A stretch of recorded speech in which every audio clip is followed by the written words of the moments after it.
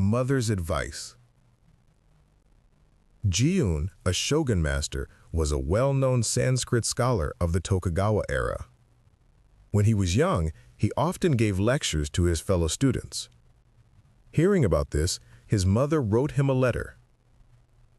"Son, I do not think you became a devotee of the Buddha just to turn yourself into a walking dictionary for others. There is no end to information and commentary, to glory and honor.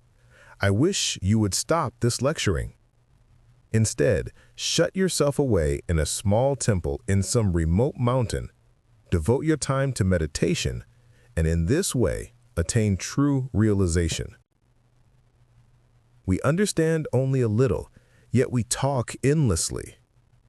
Is not excessive verbalization one of the greatest obstacles to realizing the truth?